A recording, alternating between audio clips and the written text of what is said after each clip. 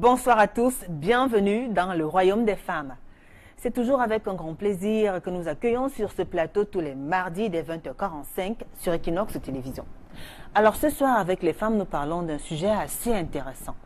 Elles sont nombreuses, ces jeunes femmes, ces jeunes mères qui semblent être fascinées par des hommes de Dieu, des prophètes, des prédicateurs, prêtres, pasteurs et autres. Tout comme il y en a qui n'hésitent d'ailleurs pas à entretenir certaines relations intimes avec ces prédicateurs-là. Des relations qui peuvent parfois avoir des conséquences néfastes, positives peut-être. De toute façon, avec nos invités ce soir, nous parlons des hommes de Dieu, du charme, entre guillemets, si on peut appeler ça comme ça, des hommes de Dieu. Elles sont assises, elles vont vous parler de leur expérience, elles vont partager avec vous leur expérience. On va se balader dans la société et voir un peu quel est l'impact que certains de ces hommes de Dieu-là, quand ils ont pu hypnotiser, dominer, posséder la conscience d'une fidèle, d'une femme qui va les voir parce qu'elle est dans le besoin, parce qu'elle est à la recherche d'une solution, à la recherche d'une guérison. Elle va les voir parce qu'elle se sent mal, elle voudrait être consolée. Et très souvent, dans la plupart des cas, il y en a qui arrivent à trouver du réconfort, tout comme il y en a qui partent plutôt trouver autre chose. À tout de suite.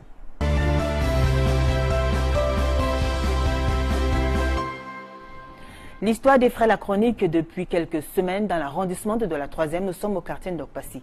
C'est l'histoire d'un pasteur qui tient une église dite de réveil.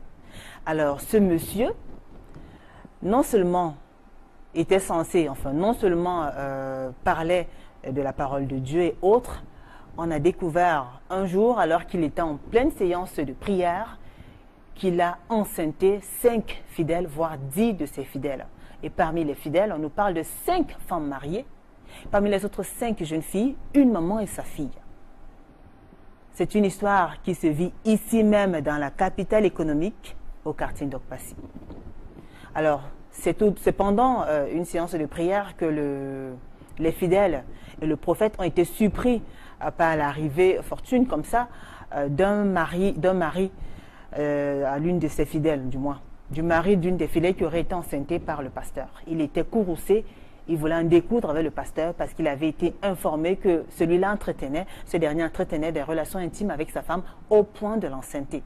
Le monsieur courroucé allait vouloir faire du mal, violenter le pasteur. Il a été arrêté, l'histoire a créé un grand scandale dans l'église. Et c'est comme ça que de fil aiguille, on a découvert que non seulement des victimes ne se comptaient pas en termes de 1, 2, 3, non. Des victimes étaient évaluées à une dizaine.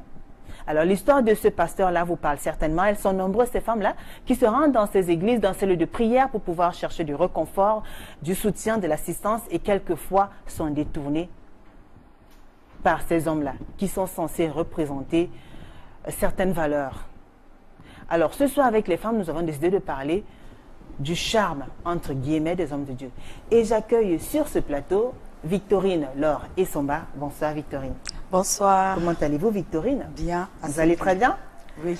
Alors Victorine, Laure et Somba est mariée, elle est mère de 5 enfants, elle est professeure de français, elle vit à Lobaba de Poto, ici même dans la ville de Douala. C'est ça. Dans la 3e.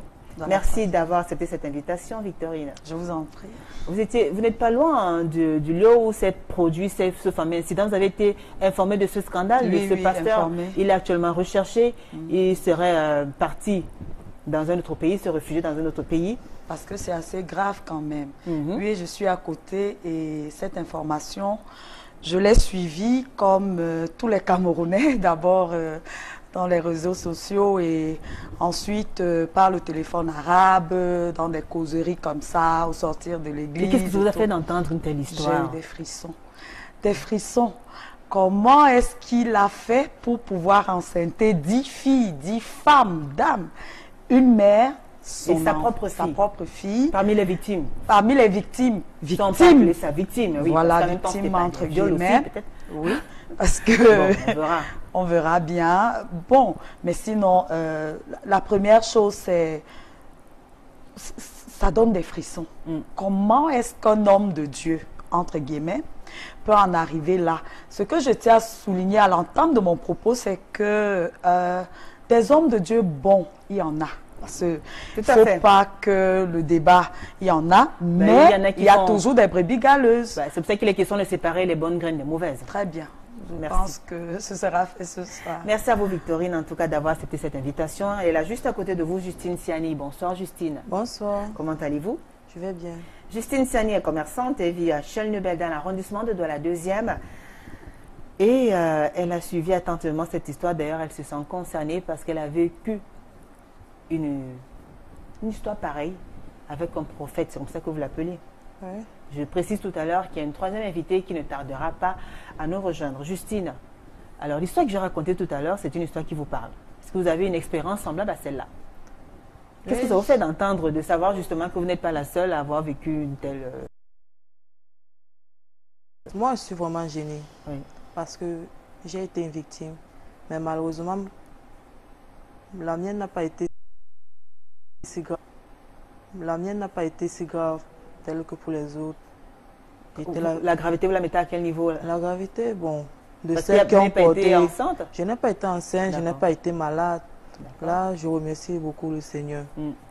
Et franchement, pour ces femmes-là qui sont tombées qui sont arrivées jusqu'à tomber enceintes, franchement, je suis désolée pour eux d'avoir été la victime de ce pasteur, de ce prophète.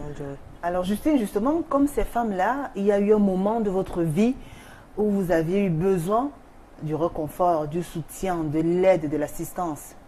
Et c'est justement par le biais d'une de vos copines que vous êtes allé rencontrer un prophète. Oui. Pouvez-vous nous raconter l'histoire? Qu'est-ce qui s'est passé déjà? Qu'est-ce qui vous amène à aller rencontrer cet homme-là? Ce qui m'a amené à aller raconter cet homme, c'est que après la mort de mon fils, qui y a de cela 3 mois aujourd'hui, j'étais désespérée, déprimée. J'ai une amie, une copine, elle vient et me dit, non, laquelle? Viens, on va ici à côté, il y a une église, il y a un bon pasteur là. Il va pouvoir te donner des conseils, pouvoir t'orienter pour que tu puisses te remonter vite à la mort de ton enfant. J'ai dit, ok, il n'y a pas de problème. Allons-y donc. J'arrive, je me confie au pasteur. Le pasteur, de temps en temps, il me donnait des conseils. Il m'aidait. Comment il vous a accueilli? Il m'a accueilli. Vous l'appelez, c'est le pasteur ou bien le prophète? C'était un prophète. D'accord. Parce que chez les protestants, c'est le pasteur. Non, c'était un prophète. Les catholiques et les prêtres. D'accord. C'était un prophète. Il m'a bien accueilli comme ça se devait. Vous appelez ma fille ou bien je ne sais pas, vous appelez comment? Il m'a dit non, ma fille, ça va aller. Je me suis confessé. Il m'a dit non, ma fille, ça va aller. Soyez tranquille. Par la grâce du Seigneur, il sait pourquoi il a fait certaines choses. Il m'a dit des trucs. Il m'aidait. Plus tard, j'allais à l'église. J'allais. Parce que de temps en temps, j'avais besoin de parler à quelqu'un, me confesser. Lorsque j'allais, il me donnait des conseils. À un certain moment, il a commencé à m'aider financièrement. Bon, moi, je n'ai pas trouvé ça bizarre. C'est vous qui avez demandé qu'il vous soutienne financièrement, alors il a fait de façon volontaire? Non, il a fait ça de façon volontaire. Je n'ai pas demandé qu'il m'aide financièrement. D'accord. Après avoir fait ça de façon volontaire, un beau jour, le pasteur se lève, il me dit, Laken, franchement, vous êtes une belle fille. J'aimerais que, s'il vous plaît... Il vous le dit quand? Un beau jour comment? Alors que vous êtes en pleine célébration, oui, en plein service religieux ou bien? Non, c'était un jour privé. C'était un jour privé. D'accord. Donc vous êtes allé Je suis allée à l'église. Pour une séance de prière? Oui, un truc de ce genre, mais j'étais seule ce jour. D'accord. Il m'a parlé, j'aimerais que nous puissions entretenir quelque chose ensemble. Ça m'a d'abord semblé bizarre, parce que moi je ne savais pas que les hommes de Dieu pouvaient entretenir une relation avec les fidèles. Avec les fidèles. Ah. J'ai dit, en tout cas, il est prophète, il n'est pas prêtre. Ah, d'accord. Étant prophète, il peut bel et bien se marier. Et, par contre, un prêtre, non. J'ai dit, ok, il n'y a pas de problème. Sachant pas que lui, il était marié. Ah, en plus, il était marié. En plus, il était marié. D'accord. Bon, moi, j'ai vécu avec lui plus d'1 mois et demi. Dans le mensonge, il ne m'avait jamais dit qu'il était marié. Un beau jour, j'entends, monsieur est marié.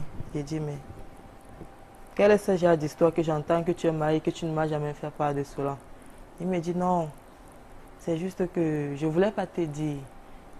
Et ça, il dit que mais comment est-ce que tu ne veux pas me dire, étant donné que nous sommes ensemble, tu me caches de ces choses que moi-même je ne comprends pas. Donc ça veut dire alors qu'avec moi tu blaguais. Pourquoi ne pas me dire que bon, avec toi je blague, je peux entretenir avec toi du sérieux. Même si nous sommes ensemble, cherche-toi ailleurs. D'accord. Il ne m'a rien dit de tout cela. Bon, on était là, on sympathisait jusqu'au jour où j'ai découvert. Il a dit non, non, non, moi je ne vis pas dans le mensonge. Et sa femme faisait la messe avec vous? La femme faisait la messe avec nous, mais étant donné que nous étions nous étions nombreuses avec qui faisaient la même chose. Ah, d'accord. Nous étions nombreuses. Donc presque avec toutes les filles de la paroisse. Je ne sais pas si la Je ne paroisse. sais pas si c'était avec presque tout, mais ça quand même que nous étions nombreuses. Des filles que vous connaissiez? Étant donné même ma copine avec qui j'étais. Votre copine qui vous a amené le rencontrer aussi elle avait une savait, relation intime avec lui? Elle avait une relation intime avec lui. Dis donc. Lui, il ne m'a pas dit. Elle non plus, il ne m'a pas dit. Elle ne vous a pas dit, d'accord? Non plus, sa femme, je ne connaissais pas. D'accord. Bah alors, je dis, comment ça se passait? C'est-à-dire quand vous partez le voir, vous vous rencontrez où? La première fois où on s'est rencontrés, il m'a donné un rendez-vous. Il m'a dit La non. première fois que vous avez eu à partager d'intimité. Oui, il m'a donné un rendez-vous. Il m'a dit, viens, je vais te montrer chez mon frère. Il a dit que, en tout cas, c'est pas une mauvaise idée. Ça veut dire au moins ce qui peut être sérieux. Il vous a amené chez son frère. Je suis allée Et non chez lui. Et non chez lui. D'accord. Je suis allée chez son frère. Son frère qui était là, il est parti, il nous a laissés. Il a dit que non, faites comme chez vous, vous pouvez rester. Nous sommes restés chez lui, on a partagé un petit moment d'intimité. Et après ça, il a dit ok, dans ce cas-là, il faudrait que je rentre. Et là, il est normal. Là, il est normal. Je dis, ça se fait de façon normale. Vous arrivez à oublier que c'est le prédicateur, c'est le prophète. Non, mais on dit parfois, il y a certains trucs que dans la tête, on ne peut pas oublier. Quand je suis avec un prophète, je sais que lui là, c'est un homme de Dieu. Peu importe ce que je fais, j'aurai toujours des pensées négatives. Eh bien, vous étiez à l'aise pendant que... Non, parce qu'on ne pourrait pas dire si à l'aise. Parce qu'en faisant ça, d'une part, je me sentais légèrement trahi. Je ne savais pas ce qui m'arrivait, mais c'était une sensation bizarre. La deuxième fois donc on se voit, il me dit oui, je t'invite dans un hôtel. J'ai dit ok, il n'y a pas de problème. Dans un hôtel? Dans un hôtel. Ouais. J'ai dit que ok, il n'y a pas de problème. Donc, Je lui ai demandé, il a dit il n'y a pas de problème. Ce jour, j'arrive, je lui dis mais comment est-ce qu'on se voit deux fois? Tu ne fais que m'inviter à des endroits différents. Pourquoi ne pas m'amener chez toi? Il m'a dit non, non, non, non, non, non. Ma maison, il y a encore des petits retouchements à faire. Je ne peux pas t'amener chez moi. Laisse tomber. Le jour où j'aurai l'occasion, je t'amènerai chez moi. Il a dit ok, il n'y a pas de problème. Mais dans ma tête, ça ne semblait pas normal. D'accord. Peu importe ce qu'il y a chez l'homme, s'il te considère et qu'il est avec toi, il va t'amener là-bas. Dans ma tête, ça ne semblait pas normal. Et vous avez continué la relation jusqu'au jour où vous avez découvert finalement? Oui, on a continué une relation. Ben, moi, j'insistais. Je vais savoir où se trouve. Et finalement, vous êtes allé chez lui ou vous n'êtes jamais allé chez lui? Non, je ne suis jamais allé chez lui. J'ai appris après 1 mois et demi de notre relation que lui, il était marié. Bon, là, ça m'a vexé. Comme ma papa. Qui vous a dit qu'il était marié? En fait, c'est ma copine. Bon, copine. Ma même copine m'a dit qu'il était marié. Bon, étant donné que moi, je ne causais histoire d'intimité ou quoi que ce soit. C'était secret en fait. Oui, c'était un truc un peu discret. D'accord. Je n'avais dit jamais à ma copine. Bon, je lui ai demandé, j'ai dit à ma chérie, oui. Elle me répond, le pasteur, le prophète, il est marié. Elle me dit, oui, il est marié. Je lui ai dit, mais où est sa femme? Elle m'a montré sa femme. Elle m'a demandé, mais pourquoi est-ce que tu poses cette question? Il te fait des avances, un truc de ce genre.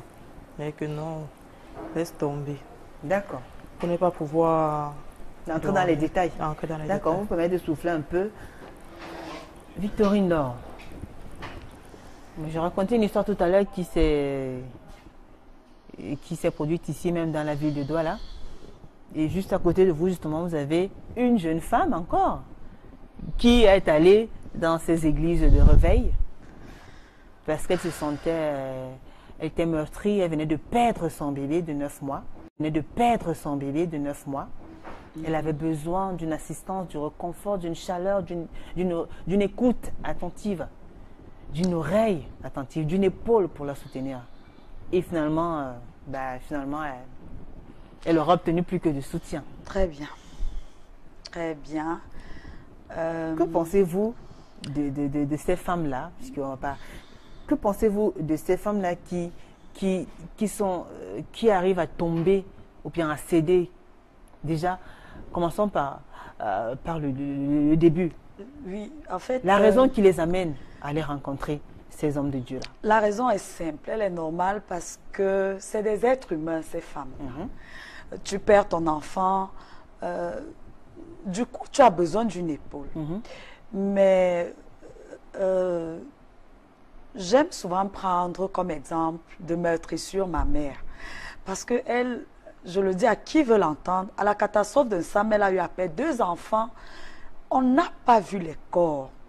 Mais je n'ai jamais vu cette dame aller criarder sur l'épaule d'un homme de Dieu. Je crois que pour ceux qui se rappellent de notre histoire, on faisait le deuil avec les photos. Donc vous pouvez comprendre la gravité qui s'était passée en 98 et qu'on a eu à vivre.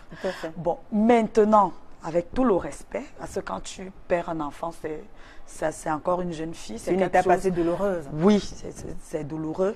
Mais je pense qu'il y a un peu de la naïveté. Parce que la première rencontre avec un homme, c'est des questions. Même au village, on nous dit, tu es d'où? Tu es de quel clan? Parce qu'il ne faut pas qu'on parle d'inceste. On sait que, pour prendre un cas pratique d'inceste, je ne sors pas du sujet. C'est-à-dire, tu peux être Chinga et Sélé, tu n'épouses pas Ambassade d'Oxène, tu n'épouses pas Mboulou et ce. Et ça, c'est à l'entame de votre relation que tu dois établir ces règles. Ça veut dire quoi concrètement dans son cas? Concrètement, dans son cas, la première question, c'était, tu es marié ou pas? D'accord.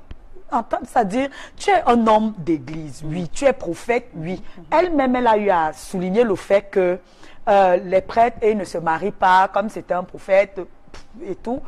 Maintenant, il faut parfois laisser la naïveté. Très bien, peut-être pas ça, c'est pour son cas. Bon, oui, c'est vrai qu'elle est encore jeune, mais elles sont nombreuses, ces jeunes filles-là aussi, quand même, qui vivent les mêmes histoires. Encore pire, le pasteur de Dokpasi, par exemple, c'était pas que des jeunes filles. Hein. Il y avait des femmes matures, des femmes mariées, des mères et des grands-mères. Alors, ça revient sur le rôle des femmes par rapport à ce problème-là, n'est-ce pas? Parce que vous pouvez être à l'église. Quelqu'un disait en passant un jour, mais les prêtres et les pasteurs, ils sont bénis. Ils ne draguent jamais les femmes en route. C'est ces femmes qui partent toujours les retrouver dans leur bureau. Ah bon? Pourquoi? Pourquoi aller à l'église quand tu es certaine que c'est vide, qu'il n'y aura personne? Pourquoi aller à l'église avec des habits qui prêtent à équivoque? Pourquoi laisser le corps nu lorsqu'on sait parfaitement que là, on est en train d'aller vers un prêtre ou un pasteur ou un prophète? Alors, je pense que les femmes ont leur part de responsabilité dans ce qui nous arrive. C'est-à-dire, si la parole est réellement féminine, il faudrait que la jeune féminine fasse son introspection. C'est-à-dire, dans ce problème que pour 10 femmes, c'est-à-dire, toutes ne peuvent pas naturellement être bêtes ou ne pas être intellectuelle ou naïve. Il y a quelque chose qui ne va pas. Donc vous pensez quand même, c'est vrai que les responsabilités sont peut-être partagées, mais pour vous, le fait que certaines femmes quand même qui se rendent dans ces lieux de prière et autres, parfois ont des tenues un peu osées, qui prêtent à équivoque, qui peuvent provoquer certaines intentions et peut-être... Oui. Pas seulement les tenues, hein, c'est-à-dire des regards. Bon, le prêtre, le pasteur, le prophète, il est humain. Il est humain. Et puis, il était comment votre prophète, là? Parce que... C'était un jeune. J'aimerais répondre à une question de madame. D'accord. L'homme n'est pas celui-là qui doit regarder la femme vu son habillement. Peu importe la manière dont tu es habillé, même sans qu'avant. Si la dame est dans la tête que oui, je vais regarder cette femme, il va te regarder. Peu importe ce que toi tu fais. l'aide à fixer son regard sur toi. Mais vous y allez comment, on veut quand même savoir. Non, vous étiez moi, toujours aussi sexy que vous êtes sur le plateau, non, ou bien? non, j'étais décemment, habillée décemment. D'accord. À ce moment, je respecte les endroits et les lieux où je vais. D'accord. Quand je vais peut-être dans une maison de Dieu, je sais que je dois m'habiller de telle sorte, je sais comment je vais, quel genre d'habit je dois mettre sur moi. D'accord. Donc c'était un jeune garçon et tout. Non, c'était un jeune. Très sollicité par les femmes. Apparemment, Alors, parce que vous dites apparemment. qu'elles étaient nombreuses. Oui, elles étaient nombreuses. Mais Apparemment. comment vous gérez cette polygamie entre guillemets là? Mais je ne savais pas. Mais qu'est-ce qui faisait donc son charme? Puisqu'on parle du charme entre guillemets des hommes de Dieu, qu'est-ce qui le rendait aussi Adulé, aussi il vous attire. Oui. Ah, sûrement c'est juste parce que moi je ne dois pas mentir. Hein. La plupart des filles d'aujourd'hui sont celles qui cherchent ceux qui vont les financer. Ah, donc il a le pouvoir Le financier. pouvoir financier. Il a les moyens. Il a Donc des pendant que vous moyens. étiez ensemble, il s'occupait bien de vous. À la Oui. preuve, vous avez dit que vous n'avez même pas besoin de demander, de poser un problème, qu'il avait déjà résolu. Il avait déjà résolu. D'accord. Le pouvoir financier, c'est tout. Il avait ou y a le autre pouvoir chose? financier. Oui. Il a fait quoi Sa d'autre? façon de t'accueillir chez lui. Sa façon de t'accueillir, donc, te démontrait déjà des trucs. Lui te faisait croire des trucs que, bon, ce n'est pas un cas vrai non plus de la vérité. Te faisait savoir quelque chose qui n'est pas. Donc, c'est peut-être, moi, c'est comme moi je pense, peut-être avec ça que il a pu peut-être avoir toutes ces femmes-là. D'accord. Et vous étiez contente de vivre une telle relation? Ça se passait comment quand vous veniez maintenant prier ou je sais pas moi? Les Non, prières, non. c'était tous les samedis et dimanches? C'était quand chaque jour? Non, c'était pas chaque jour. Je partais là régulièrement. Et comment il se début. comportait? Au Avec début, je vous. partais. Ah, il se comportait avec moi, de même qu'il y avait sa femme là dans la salle. Il n'y avait même Il y pas des avait- petits gestes. Non, il y avait sa Des femme. petites marques Combien de fois d'attention. nous sommes dans une salle? Peut-être nous sommes peut-être à 7 ou 8 filles à qui fait des La avances. cour. Et plus sa femme. S'il fait des gestes à une personne, l'autre va suspecter. Il fait des gestes à sa femme, l'autre va suspecter. Mais va il se dire que- comportait comment alors? Non, Il il vous regardait faisait. pas? Il nous regardait. En fait, dans sa tête, c'est qu'il ne nous gérait pas. Hmm? Il fait juste ce qu'il a fait et ensuite il sort et part. Au moment où il doit t'appeler, il t'appelle. Un truc de ce genre. C'est après que bon, moi j'ai découvert, je me suis écartée. Je ne pouvais pas faire ce genre de truc, je me suis écartée. Julie, si je peux me permettre, je vais revenir sur l'habillement parce que... Ben, elle a dit qu'elle s'habillait décemment. Oui. Mais on a vu quand même qu'il y a des femmes qui, voilà. qui exagèrent aussi. Quand même. En Elles sont- parlant elles de- écoutent, elles savent que ce qu'on dit est vrai. Voilà. Ah oui. Donc, je serai la voix des sans-voix peut-être. Ah parce oui. que son cas, on peut partir peut-être de son cas pour élargir. Juste pour dire que mais l'habillement compte. Peut-être elle s'habillait décemment. Mais il arrive qu'à l'entrée de certaines églises, qu'on voit des plaques, des signes où on demande aux filles interdit de s'habiller d'une certaine manière. C'est parce que dans ces églises-là, on sait pertinemment qu'il y a des filles qui viennent en mini-jupe, avec des décolletés, Ouais. ainsi de suite. Donc, la façon de se conduire devant un homme de Dieu peut prêter à équivoque. Et ça peut permettre qu'il vous jongle comme il vous jonglait là. C'est-à-dire que, comme elle est en train de le dire, elles sont au moins 8. Et le gars est peinard, il sait que il gère 8 nourritures là, calmement. Et puis, comme sa femme aussi est là, je préfère jouer les objectifs dont je ne regarde pas quelqu'un de façon... Et pour l'argent, c'est... L'épaule tendue de l'homme de Dieu Oui. ne devrait pas sous-entendre forcément le sexe ou une relation intime. Non. L'homme de Dieu est une autorité morale, en principe, en fait. C'est quelqu'un qui est là Vous parce prenez que... des valeurs. C'est ça. C'est ça. Pour vous Il est- accompagner dans votre vie spirituelle. C'est ça. C'est peut-être que c'est d'abord quelqu'un qui vous encadre Tout à fait. spirituellement. Donc, du coup, il ne faudrait pas souvent percevoir le fait. Et puis, dans les églises qui se veulent sérieuses, il y a ce qu'on appelle la caritas. C'est-à-dire que quand tu viens avec ton problème de maladie, de ci, de ça, il y a une caisse pour s'occuper justement de toi. Et l'argent ne sort pas forcément de sa poche. Donc, j'invite encore les femmes à être un peu plus ouvertes à être moins naïve, à avoir l'esprit ouvert. Bon, peut-être parce que vous n'avez pas un problème le... particulier, parce que très souvent, on comprend aussi que c'est le désespoir, le désarroi, la tristesse. Parfois, il y en a qui ont perdu goût à la vie et qui veulent du réconfort, qui cherchent une certaine chaleur. Et c'est pour ça que très souvent, ce sont peut-être des proies faciles, entre guillemets, quand elles vont dans ces lieux de prière-là. Très souvent, elles ne s'attendent pas à ce qui pourra se passer. Vous, Justine, quels étaient vos rapports avec les autres fidèles? Non, moi, je voyais tout le monde comme moi-même. Étant donné que je n'étais pas encore au courant, je prenais tout le monde comme moi-même. Moi, ils savaient que je suis fidèle. Vous vous appelez comment? Frère, sœur? Non, frère, on s'appelle sœur. Après ça, bon. Mais sans vous douter que vous êtes des sœurs, certes, mais que vous aviez le même forme. Sans vous douter que vous êtes... Sans douter rien. Et vos proches, peut-être votre maman, votre famille, est-ce qu'ils ont été informés de cette relation-là? Si oui, quelle a été leur réaction? Bon, pour cela, je ne pourrais vraiment pas dire que j'ai informé ma maman de cela. Parce que, à ce que je sache, ma maman, elle aurait vraiment fait un grand scandale. D'accord, donc vous avez entretenu cette relation-là en cachette? Oui, je l'ai fait en cachette et ensuite, parce que lui, il ne m'avait pas montré trop du sérieux dans ce qu'il me disait. D'accord. Raison de plus, c'est ce que je sois un peu distant. D'accord. Car quand on crée au sérieux, je pourrais lui dire oui, allons, tu vois ma mère. Très bien. Tu vois et pendant que vous étiez ensemble, qu'est-ce que ça vous a apporté comme bien, je sais pas, on peut appeler ça comme ça? Qu'est-ce que vous avez gagné? Qu'est-ce que ça a changé? Qu'est-ce que ça vous a apporté d'entretenir une relation intime avec votre prophète? Moi, je pourrais vraiment pas dire que je regrette. Ah d'accord, vous ne regrettez pas? Je regrette Donc vous vous sentiez bien? Je me sentais bien. Oui. Il me donnait tout ce dont j'ai besoin. Tout ce dont une femme peut avoir besoin. Il me donnait. Moralement, il m'aidait. En conseil. Donc il vous assistait spirituellement, physiquement, moralement et sexuellement aussi. Bon, il m'aidait presque en tout. Ouais.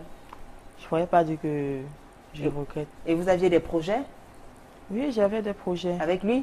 Vous comptez passer votre vie avec lui? Juste. Bien sûr que j'en ai pensé. Mais étant donné qu'il ne m'avait jamais montré du sérieux dans tout ce qu'il me disait. Oui.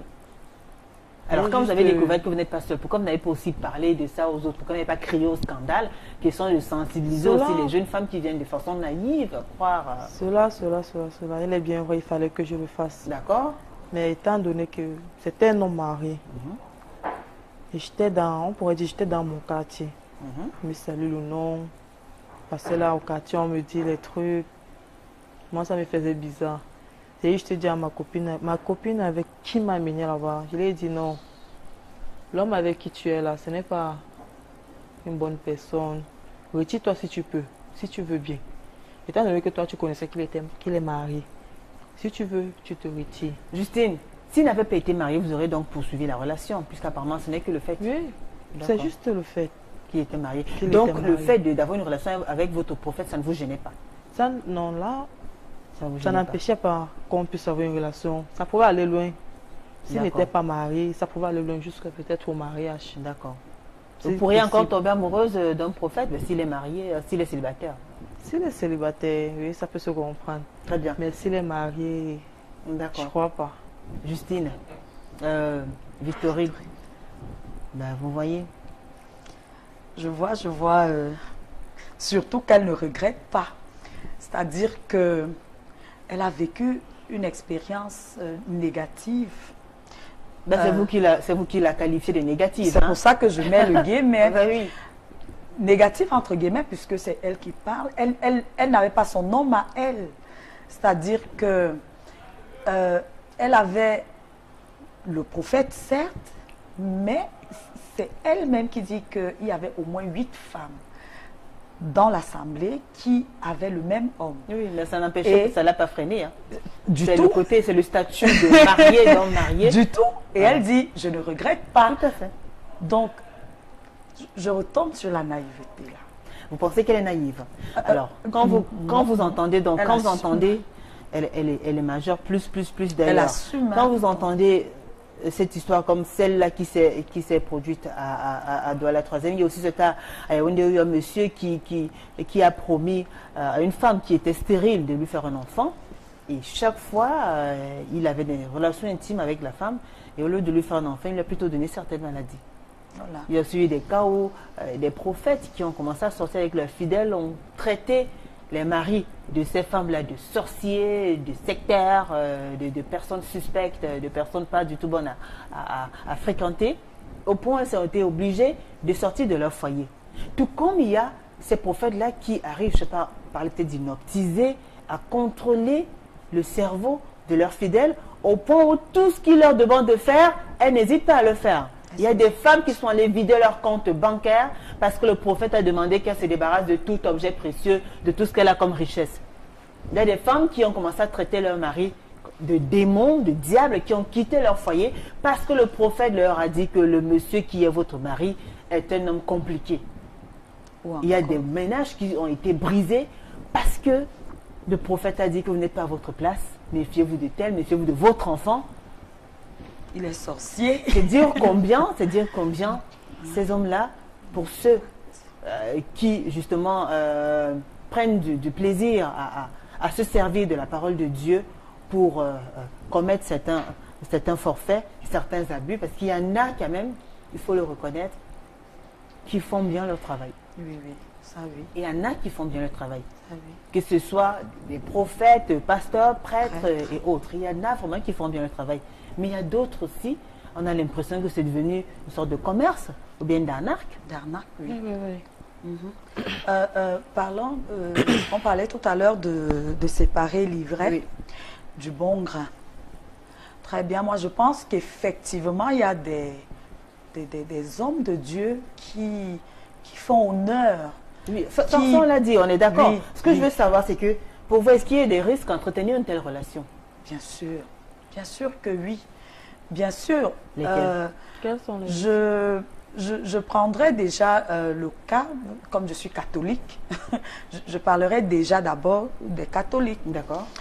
Chez les catholiques, il y a le célibat consacré et il y a la chasteté. Donc, pour le bien même de l'homme de Dieu, c'est mieux de le laisser en paix, par exemple. Maintenant... Alors, qui le laisse en paix, les femmes ou lui-même? Ou lui-même. Les deux, hein. Les deux. Parce que moi, pourquoi vous ne côtoyez pas justement ces hommes de Dieu-là? Pourquoi vous n'avez jamais eu à solliciter les services bien? Solliciter les services d'un homme de Dieu, oui. De façon saine, oui. De façon intime, non. Parce que de par mon éducation et de par ma religion, je vous ai dit hors d'ici que j'étais déjà catholique et toute petite, mon père, il disait, toi là, et j'ai grandi, j'étais à la paroisse de Mvolier, qui avec déjà le père Schmitt et après les Palotins qui sont arrivés. On peut saluer en passant l'évêque de Marois, qui m'a vu pratiquement, c'est le père Jérôme. D'accord. Alors, il était strictement interdit chez mon père pour lui d'avoir une relation bizarre avec un homme de Dieu. C'est-à-dire, si tu approchais d'un homme de Dieu, viens. Il y a quoi? Tu ignores que c'est un homme de Dieu. Donc, même les parents devraient sensibiliser les enfants par rapport à ce type de relation de un.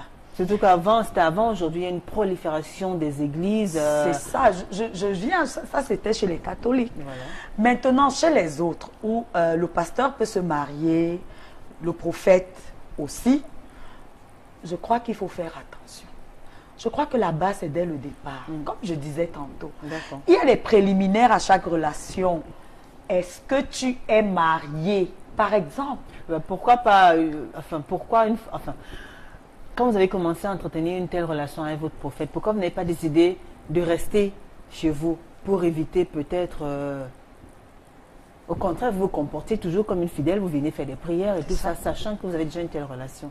Bon, pour moi, avoir une relation avec lui et ma prière, c'était une différence. D'accord, deux choses bien différentes. Deux choses bien différentes. D'accord. Déjà que lui, il n'est pas mon Dieu. il n'est qu'un homme de Dieu. D'accord, il représente. Il représente juste un homme de Dieu. D'accord. Moi, je venais pour faire ma prière. Et après ça, après ma prière, avant que oui, s'il pouvait se passer des trucs, ça devait être après ma prière. C'était un peu ça. Et quand vous avez appris qu'il était marié et que vous n'étiez pas la seule C'est ça. Moi, à qui il aurait fait des avances, qu'est-ce que ça vous a fait? Moi, j'étais troublée. J'étais vexée d'être trahie. Vous étiez déçu? J'étais déçue. Une fois de plus, j'étais déçue.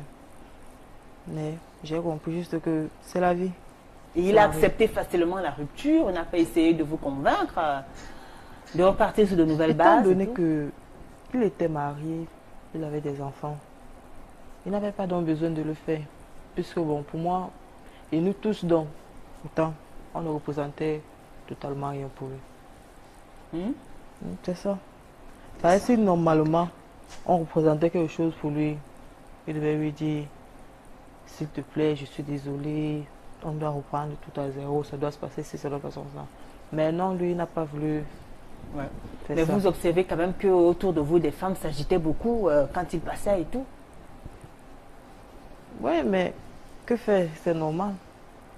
Si un homme est jeune, beau, riche, quand il va passer n'importe comment, il y aura une femme là qui va vouloir s'agiter. Bon, moi, je ne regardais pas trop ce côté. Ah, vous regardez quel côté alors?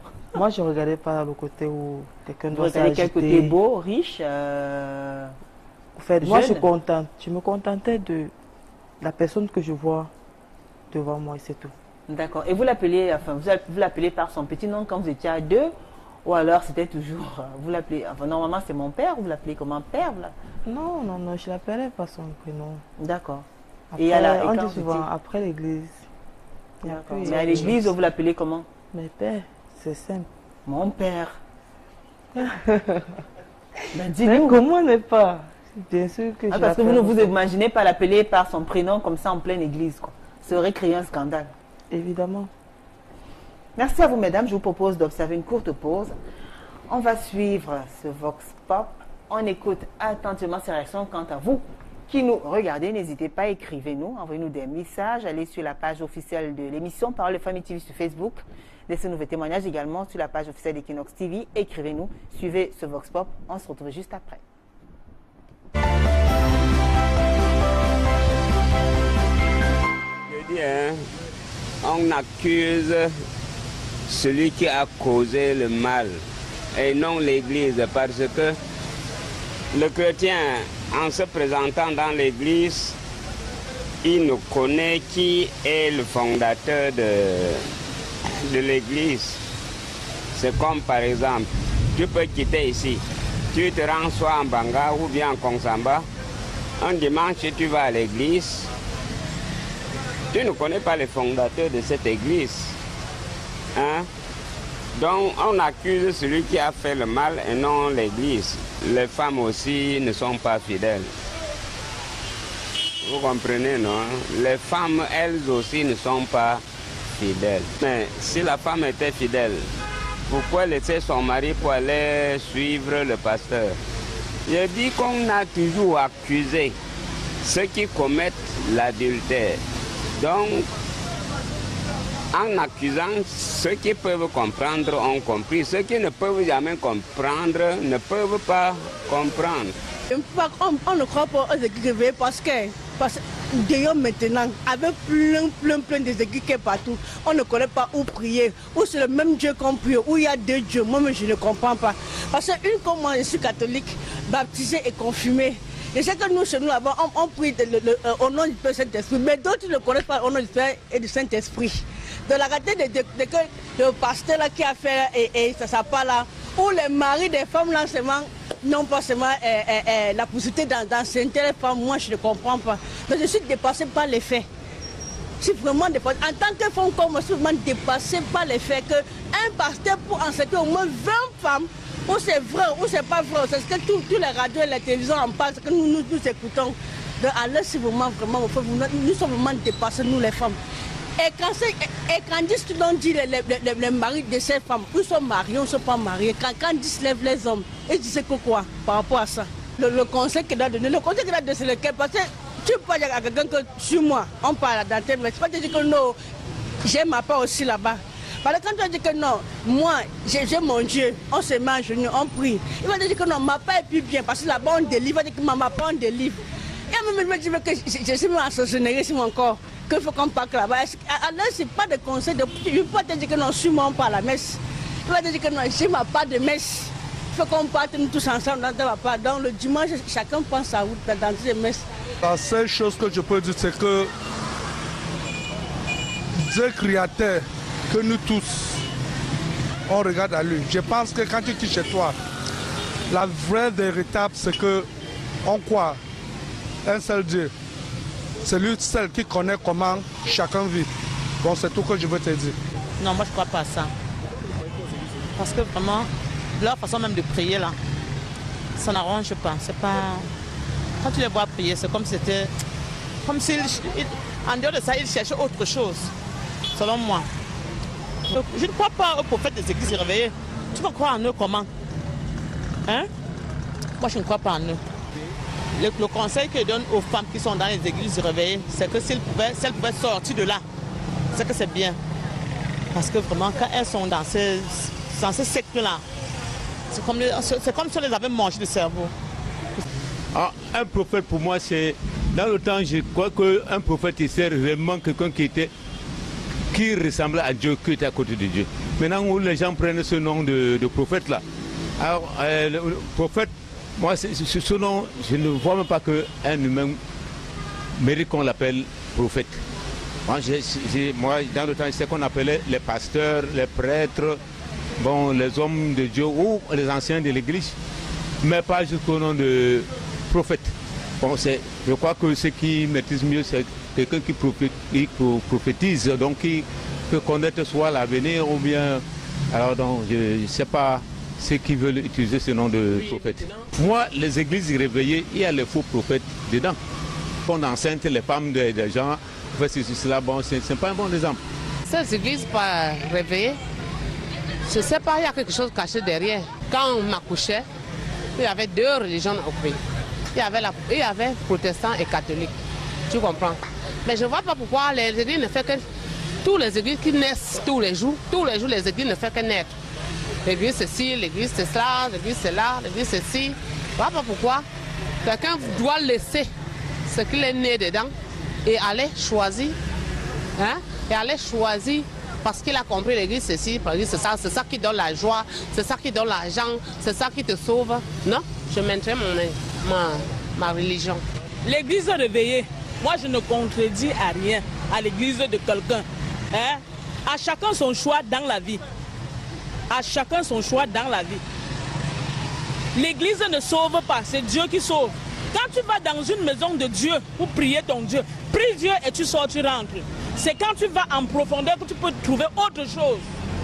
L'église ne sauve pas. Celles qui vont dans des églises pour sortir avec des prophètes et leurs pasteurs, n'importe quoi, ce sont celles, elles ne savent pas ce qu'elles font. Elles ne vont pas pour prier Dieu. L'église, c'est l'église. Quand tu vas dans ton église, va. Chacun a son but. Tu sais pourquoi tu y vas. L'église réveillée n'est pas différente des autres églises. Oh. Même chez les catholiques là.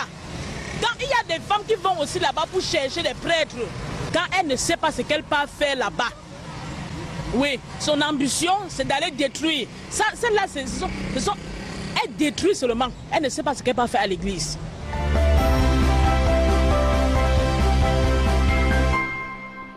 De retour sur le plateau de Parole de Femmes, si vous nous rejoignez juste à l'instant, sachez que ce soir, nous parlons religion, nous parlons des hommes de Dieu, nous parlons de ces prophètes, pasteurs et prêtres qui sont censés prôner des valeurs morales, accompagner les fidèles dans leur vie spirituelle. Et nous accueillons sur ce plateau Cindy Ngoumetio. Bonsoir Cindy. Bonsoir. Comment allez-vous Cindy? Très bien. Alors Cindy, vous êtes contorsionniste, vous vivez à Niala. Et ça fait plusieurs mois que vous vivez une très belle histoire d'amour avec un homme de Dieu, un prophète. Oui, effectivement. Racontez-nous un peu. Ben, en fait... Ne donnez pas son nom. Hein. Non, je ne peux pas le faire. Très bien. Bon, je l'ai rencontré effectivement à la sortie de l'église. Vous y êtes allé comment? Quelqu'un vous a accompagné ou bien comme ça? Non, j'y allais de moi-même. Ah d'accord. Ouais, pour la prière. D'accord. Naturellement, comme tous les dimanches. Et après, Bon, étant donné à ce moment, j'avais quelques petits soucis. Il fallait que je le voie personnellement. Je suis arrivée avec Quel le souci? temps. Parce qu'on dit qu'il y a parfois c'est le mariage, le travail, les soucis de santé, les grossesses et tout. Non, c'était pas pour le mariage. En effet, D'accord. c'était pour la santé, particulièrement la très santé bien. de ma grand-mère. D'accord, très bien. Bon, en fait, il m'a soutenue dans les prières et au fil du temps, c'est comme ça que ça a commencé. Ça a commencé comment? Bon, il a commencé à s'intéresser à moi, étant donné qu'il n'était pas aussi marié. Et vice-versa aussi, petit à petit, c'est ainsi que notre relation a commencé. Mais qu'est-ce qu'il vous a dit la première fois pour que vous compreniez que la relation père-prophète fidèle est en train de basculer à relation Adam et Ève, amoureuse. En fait, bon, la seule chose qu'il m'a d'abord dit, la première des choses, c'est que, comme toutes les femmes, Dieu t'a mis tout en toi pour être une bonne femme de mariage. D'accord. Ça, c'est la première des choses qu'il m'a dit. Et après, il m'a dit, s'il arrivait un jour qu'un homme de Dieu veut vivre avec toi, est-ce que je devais accepter? Ben oui, effectivement, je lui ai dit oui, parce que je pense que avec un homme de Dieu à mes côtés, il va plus me soutenir, plus me comprendre que ceux-là qui sont éloignés. C'est un peu pour ça que bon, ça a été un peu plus facile parce que d'abord je crois en Dieu. Et avec quelqu'un qui croit aussi, avec nos prières, Dieu va vite nous entendre. Mais vous pensez que Dieu a demandé que vous ayez des relations pareilles avec ses représentants? Non, moi je ne dis pas que non, c'est juste c'est pour forcément ce que Dieu a dit. Oui. Mais ce vous que je étiez sais, plus en sécurité et plus à l'aise avec, avec ce type d'homme-là, entre guillemets. Effectivement, Et ça fait c'est 8 ça. mois que ça dure. Ouais, vous allez ouais. vous marier bientôt alors? Bon, nous avons cela en projet. D'accord. Vous allez devenir prophète aussi et il ne vous a pas transmis un peu ce don-là? Ça ne se transmet pas Bah, en comme ça? fait, le don, c'est Dieu qui donne. D'accord. Il m'apprend à prier, il m'apprend à prêcher et annoncer la bonne nouvelle. Mais ce don-là, c'est son don à lui. Moi, j'ai mon don de faire la contorsion. D'accord. Alors, vous avez suivi l'histoire de la dame. Il y a un fait qui s'est produit ici même à Douala. Le pasteur qui aura enceinté 10 de ses fidèles, 10. Parce que c'était 5, mais plus les enquêtes évoluent, le nombre aussi augmente. Et vous pensez être la seule avec qui votre prophète entretient une telle relation? Oui, je le pense. Qu'est-ce qui vous donne autant d'assurance? Qu'est-ce qui vous permet de faire une telle déclaration?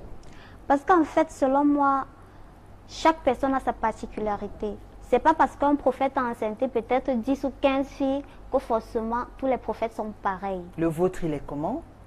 Le Cindy? mien est un homme de Dieu, typiquement homme de Dieu. Mais aussi, il sait qu'un homme, comme on le dit souvent, un grand homme, derrière un grand homme se cache une grande femme. Et il sait que moi, je suis une grande dame. Et il sait que pour évoluer, il a besoin d'une femme comme moi. Et comment vous gérez votre relation?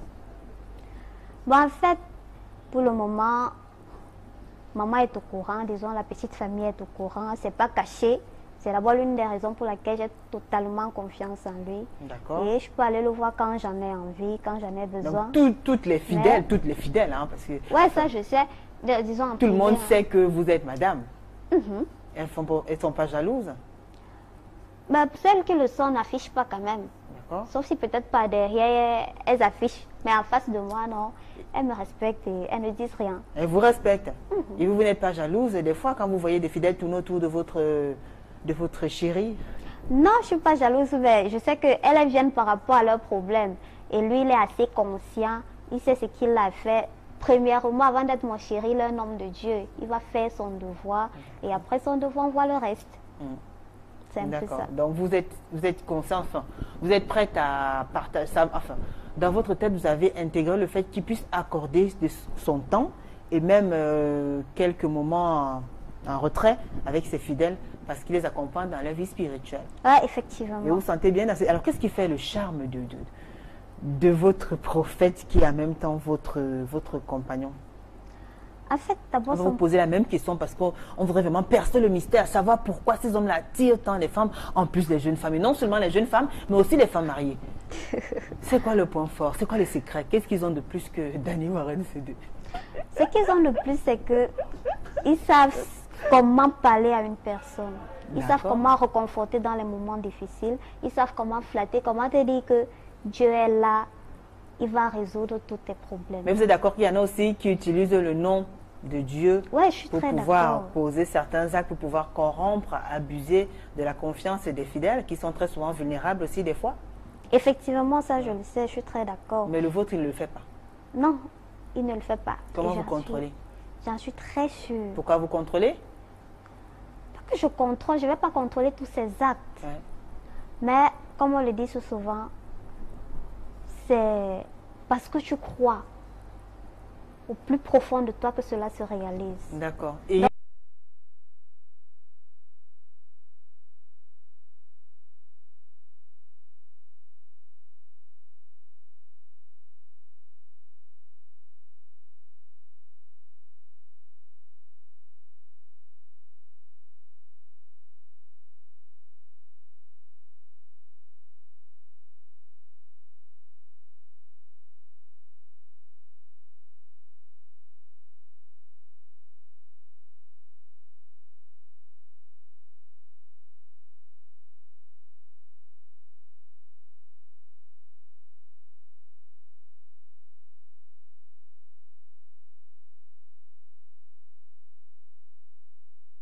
Chez elle, il y a promesse de mariage. Là, les données changent.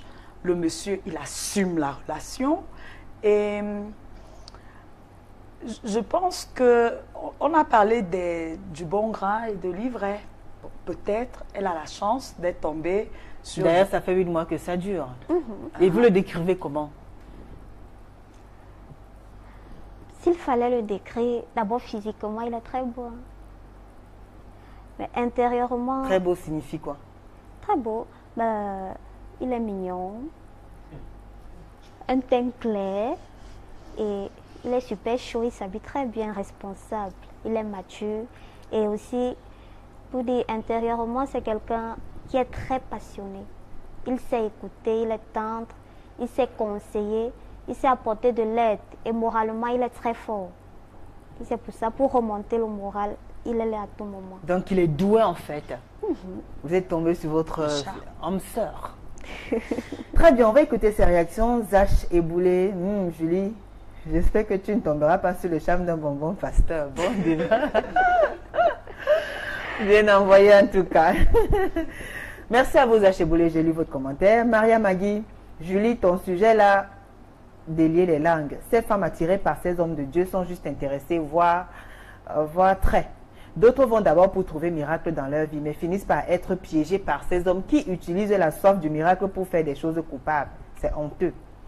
Il y a Daniela Nina Kempe qui écrit « Bonsoir Julie, c'est juste que les femmes adorent quand on les raconte des mensonges et se laissent tromper par ces derniers. » Alors, Yvette Béatrice, très bon thème Julie. Vous croyez que la prostitution se fait seulement en route? Même dans les églises, il y a la prostitution. Lorsqu'une femme cherche la guérison, elle est prête à tout. Raison pour laquelle elles sont toujours exposées à ce genre de choses. Vous êtes d'accord? Hervé Samson Mendomo, bonsoir Julie. Salut le panel. Savez-vous que la Bible a une drague nulle part? Lisez Cantique des Cantiques, certains psaumes par exemple. Et comme les femmes adorent ces paroles, surtout dites sans vérité et sincérité, imaginons la suite. Autre cause, les femmes ont tout son temps pour fréquenter les hommes d'église parce que celles-ci ont trop de problèmes, disait-elle alors. Elle s'y confie à ceux-ci qui parfois profitent pourtant. Le seul vrai confident, c'est Jésus-Christ. Enfin, Julie, il y a aussi des femmes qui adorent le sexe. Les machines possédées de cette histoire, et à moindre défaillance, elle va se confier à son pasteur, prêtre, prophète, qui directement aura une vision. Imaginons la suite, Julie. Le monde des femmes. Voilà. Bongo, Bic et Gilles Olivier, fidèles téléspectateurs de Parole de Femmes à qui nous disons bonsoir. Je pense que c'est la faculté d'écoute de ces hommes soi-disant de Dieu qui attire les femmes et celles-ci en leur présence s'ouvrent facilement. Dans un couple, il doit y avoir une amitié sincère entre les partenaires pour ne pas permettre quoi que ce soit. Roger, bonsoir Julie, encore un beau thème. Ces soi-disant pasteurs sont des disciples de Satan. Un pasteur digne de son nom rassemble les brebis, ne les disperse pas. Mireille Timniende, je suis d'accord, ils sont à l'écoute une fois mariés. Nombreux sont les hommes qui ne dialoguent plus du tout. La femme qui a besoin d'un ami, d'un confident, d'une épaule sur laquelle pleurer se tourne vers le pasteur en qui elle voit un modèle au vu de tout ce qu'il prêche. Alors, il y a Loïs Ngola, très beau thème, Julie. Moi, je suis pasteur de moi-même. Les bonbons, pasteur, homme de Dieu, moi, ces gens-là, non. Géraldine Mefogué, bonsoir, Julie. Par rapport au thème, je pense que ces soi-disant hommes jouent juste sur la psychologie de ces femmes attristées qui viennent vers eux à la quête de la solution à un problème. Généralement, ces femmes ne voient pas le danger venir jusqu'à ce qu'elles se rendent compte, jusqu'à ce qu'elles s'en rendent compte qu'elle est tout simplement sur le chemin du diable. Car ceux-ci ont des paroles et textes bibliques pour endormir et miroiter le bonheur. Mais la femme doit être vigilante. Julie, ce n'est pas seulement l'affaire des églises de réveil. Oui, on l'a bien mentionné, on l'a précisé. Il ne s'agit pas que seulement des églises dites de réveil, mais on parle de ces clergés, de ces hommes-là qui sont censés prêcher l'évangile en général. Alors, il y a Joseph Noubissi Wambo, le mari est en général très occupé à trouver le pain quotidien de la famille. Pour cela, il revient à la maison fatigué et en général n'a pas le temps de tenir de belles paroles à madame. Pourtant, une femme vit moins l'argent que de belles paroles et le bonbon pasteur en a fait son registre de commerce. Résultat, puisque ce pasteur assure, il est immédiatement pris pour Jésus-Christ et la femme peut alors ruiner son foyer pour le paradis artificiel du bonbon pasteur. Steven Vondor, des enfants sont violés par des prêtres pédophiles depuis des décennies. Fiston, fils, ce sont des hommes d'église en général. Certains sont des pères de famille. Heureusement que des femmes et filles peuvent bien nous expliquer cela. Gaël Kamga, si une femme décide volontairement de sortir avec un homme de Dieu, alors elle ne doit pas se plaindre après, sauf s'il s'agit d'un viol. Ces hommes de Dieu sont des marabouts habillés en costume. Bon, petit. Tout flatteur vit aux dépens de celui qui l'écoute. Bonsoir Julie, bonsoir. Pour moi, on devrait fermer toutes ces églises sans exception parce qu'ils dépouillent la population déjà démunie, détruisent les foyers même les plus unis. Que dire de ce bébé enterré vivant dans un quartier de Douala par un pasteur géniteur de ce bébé? Je vais raconter quoi et laisser les églises sont... Les églises sont la cause de la pauvreté dans ce pays comme bien d'autres fléaux. Henriette Caron Guimous, bonsoir Julie, qu'on arrête de dire n'importe quoi sur les hommes de Dieu. Nous sommes faits de chair et pécheurs. La Bible dit beaucoup viendront à mon nom disant, c'est moi qui les envoie, ils vous séduiront, ne tombez pas sur leur charme. Ça ne concerne pas seulement les pasteurs dont le nom est sali, mais tous ceux qui tiennent la Bible et séduisent le peuple. Maintenant, les femmes qui se plaignent d'avoir été séduites, voire d'autres tombées même enceintes, Julie, parmi elles, certaines sont à l'église pour séduire aussi ces hommes. Mais oui, eux aussi sont victimes. Certains ont brisé des couples, mais on n'en parle pas. J'aimerais que vous invitiez les femmes de pasteurs, prêtres, imams, cocus. Il n'y a plus assez de temps. Une au moins qui reconnaît qu'il y a des pasteurs, des hommes de Dieu qui font bien leur travail. Il n'y a plus assez de temps. Julie, oui, ces pasteurs ont une force diabolique. T'es encore le temple de Dieu. Pourquoi cette parole est quittée dans la bouche de ces pasteurs? Bref, oui, qu'est-ce que vous avez dit, Cindy, quand vous entendez tous ces messages? En fait, quand j'écoute ces messages, je comprends que beaucoup ont jeté la faute sur les pasteurs, oui, en oubliant que, comme une personne l'a dit, nous sommes faites de chair. Oui. Et aussi, chaque femme, comme les femmes qui se laissent aller, chaque femme, une femme qui a confiance en son mari, ne peut pas aller se jeter dans les bras d'un pasteur, sachant bien qu'il est pasteur. Et quand il fait ces choses, tu acceptes. Toi-même, qu'est-ce que tu as dans la tête en tant que femme mariée pour accepter cela? Ce n'est pas normal. Avant d'accuser le pasteur, qu'est-ce qu'elle-même elle a d'abord fait? C'est pas la faute du pasteur. D'accord. Justement, pas de vous, Julie, voilà encore une autre missionnaire avec les mèches blanches. C'est pas sacrifice. Le sexe féminin faible. Il n'y a plus de temps. Alors, quand on est avec Yahvé, on est avec Yahvé. Alors parfois, c'est aux femmes la faute. Et ces soi-disant hommes de Dieu ne sont pas en enfer. Ces soi-disant hommes de Dieu ne sont pas en enfer. Arrêtez d'accuser les hommes de Dieu. Les femmes sont la principale cause de leur malheur. Elles s'habillent de façon vulgaire, viennent provoquer, mélangent tout. Alors, j'aime votre émission, mais je suis dépassée par les pasteurs. Bonsoir, vous sur le plateau, très joli. Les pasteurs sont des escrocs. Ma femme m'a quitté pour son prophète. Depuis ce jour, j'ai le macabre de tous ces gens-là. Ce sont des... Bon, je ne vais pas dire le nom. Moi, j'ai pu sauver mon couple grâce à un pasteur, un prophète qui nous a aidés dans la prière. Et aujourd'hui, je suis plus heureuse que tout. Merci à ce prophète-là, Julie. Ils ne sont pas tous mauvais. Ça, on l'a relevé. Il n'y a plus assez de temps. Salut Julie, bon thème ce soir. J'ai été victime et traitée de sorcier par ma femme à l'heure où je vous parle. Nous avons divorcé officiellement. Moussa depuis K14. Il y a plus assez de temps. D'accord, très bien, on a compris. Pour sortir, qu'est-ce qu'il faut retenir en quelques mots, Victorine? Quel est le conseil que vous donnez aux femmes qui vous écoutent? Allez-y, Très bien. Le conseil qu'on peut donner aux femmes, c'est aller à l'église pour prier. D'accord. Premier point, aller à l'église pour prier. C'est tout. C'est tout. D'accord, merci. Justine Siani. Le conseil que moi je peux donner à une femme, allons à l'église pour prier. Et aussi, si nous trouvons mieux là-bas, ça peut marcher et comme ça peut pas bien, ça peut pas marcher. Ça peut tout tomber bien que on se rencontre, on se trouve à avoir un mariage. D'accord. Donc même là-bas, on peut toujours rencontrer l'homme de sa vie. Évidemment. D'accord. Même là-bas, on peut Cindy Ngomesio. En fait, tout ce que je peux dire aux femmes, c'est de ne pas toujours jeter la faute sur l'autre personne. Elles-mêmes, elles sont responsables d'elles-mêmes. Elles doivent savoir faire le bon choix. Et ce qui est bien, elles doivent ouvrir les yeux. Tous les pasteurs ne sont pas mauvais. Il y en a qui sont bons. Comme tous les hommes, il y en a des bons et des mauvais cris. Tout à fait. En fait, c'est tout simplement ça. Merci à vous, Victorine Loresomba. Merci à Justine Siani, merci à vous, Cindy Ngoumeto. Bien que vous soyez arrivé en retard, quand même, on a pu écouter votre commentaire, on a pu partager votre histoire. Merci d'être venu. Merci à la grande équipe conduite par François Dikoumé. N'oubliez pas les rediffusions jeudi à 15h, samedi à 11h sur Equinox Télévision. On se retrouve mardi prochain avec le même sourire et le même plaisir. Bonne soirée à tous. Au revoir.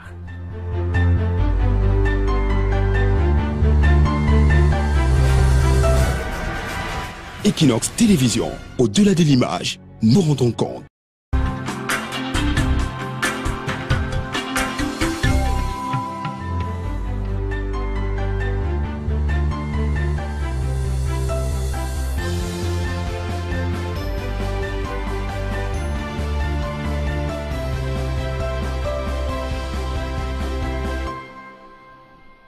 Bonsoir à tous, bienvenue dans le royaume des femmes. C'est toujours avec un grand plaisir que nous accueillons sur ce plateau tous les mardis dès 20h45 sur Equinox Télévision. Alors ce soir, avec les femmes, nous parlons d'un sujet assez intéressant. Elles sont nombreuses, ces jeunes femmes, ces jeunes mères qui semblent être fascinées par des hommes de Dieu, des prophètes, des prédicateurs, prêtres, pasteurs et autres. Tout comme il y en a qui n'hésitent d'ailleurs pas à entretenir certaines relations intimes avec ces prédicateurs-là. Des relations qui peuvent parfois avoir des conséquences néfastes, positives peut-être. De toute façon, avec nos invités ce soir, nous parlons des hommes de Dieu, du charme, entre guillemets, si on peut appeler ça comme ça, des hommes de Dieu. Elles sont assises, elles vont vous parler de leur expérience, elles vont partager avec vous leur expérience. On va se balader dans la société et voir un peu quel est l'impact que certains de ces hommes de Dieu-là, quand ils ont pu hypnotiser, dominer, posséder la conscience d'une fidèle, d'une femme qui va les voir parce qu'elle est dans le besoin, parce qu'elle est à la recherche d'une solution, à la recherche d'une guérison. Elle va les voir parce qu'elle se sent mal, elle voudrait être consolée. Et très souvent, dans la plupart des cas, il y en a qui arrivent à trouver du réconfort, tout comme il y en a qui partent plutôt trouver autre chose. À tout de suite.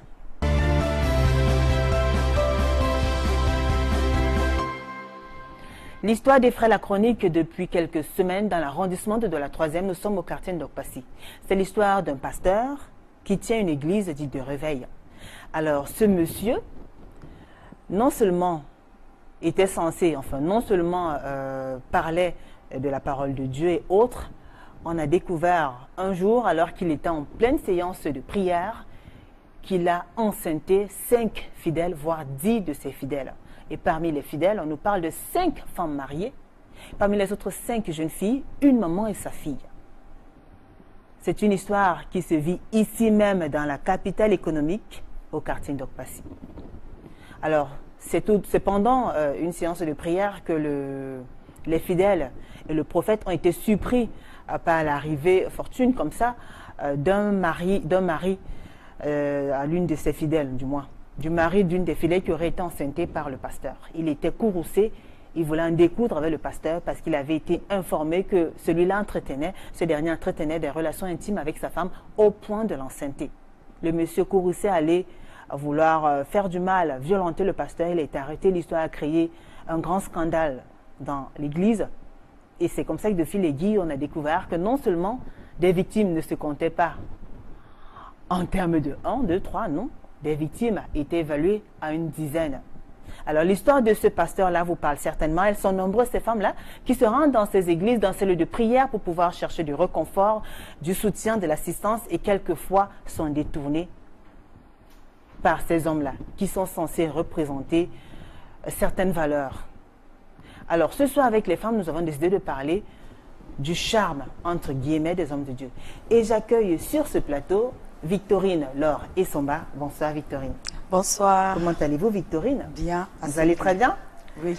Alors Victorine, Laure et Somba est mariée, elle est mère de 5 enfants, elle est professeure de français, elle vit à Logbaba de Poto, ici même dans la ville de Douala. C'est ça. Dans la 3e.